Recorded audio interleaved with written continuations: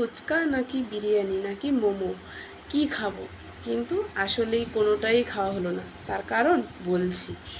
কালকে তো আপনাদের ভিডিও আমি আপলোড করতে পারিনি, তার জন্য সরি। তো আজকে ভিডিও আপলোড করছি, আর আপনারা চ্যানেলটাও সাবস্ক্রাইব করে দেবেন।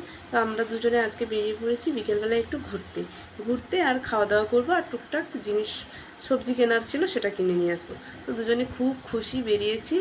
এবার যখন বেরিয়েছি তখন বৃষ্টি নেই, দুজনে ছাতা নিতে ভুলে গেছি। কিন্তু যখন আসছিলাম তখন এত জোরে বৃষ্টি হয়েছে যে কি বলবো।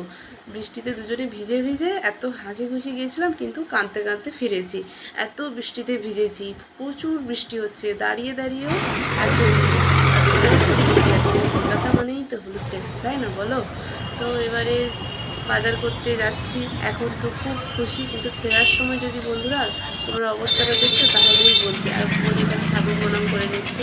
ফেরার সময় ভিডিওটা তো আর করতে পারিনি, তখন বৃষ্টিতে ভিজে আসবো, আর মোবাইল কোথায় রাখবো, মোবাইলও ভিজে যাচ্ছে, আর কোনোভাবেই ভিডিও নেওয়া সম্ভব হয়নি। তো এইটুকুই ভিডিও করেছিলাম, এটাই তোমাদের সাথে শেয়ার করলাম। এখানে দেখতে পাচ্ছি আমি আলু কিনছি। এবার আলুটা নেওয়া হয়ে যাবে, মাসিকে টাকাটা দিয়ে আমি যাচ্ছি এবার সবজির দোকানে।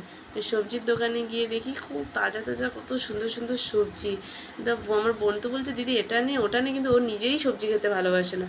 তাও নিয়েছি, কি করব, সবজি তো কিনতেই হয় বলো, আমি একাই খাই, ও তো খেতেই চায় না। তারপর নিয়ে দুজনে তাড়াহুড়ো করে এলাম, বাইরে এসে খাওয়া দাওয়া করবো, কিন্তু বাইরে এসে দেখি বৃষ্টি শুরু। তার একটু পরে এত অযোধ্যারায় বৃষ্টি, আমরা যে কোথাও দাঁড়াবো সেরকম একটা জায়গাও পাচ্ছিলাম না দাঁড়ানোর জন্য। তো কি করবো, আর চলে এসেছি রুমে। টাটা।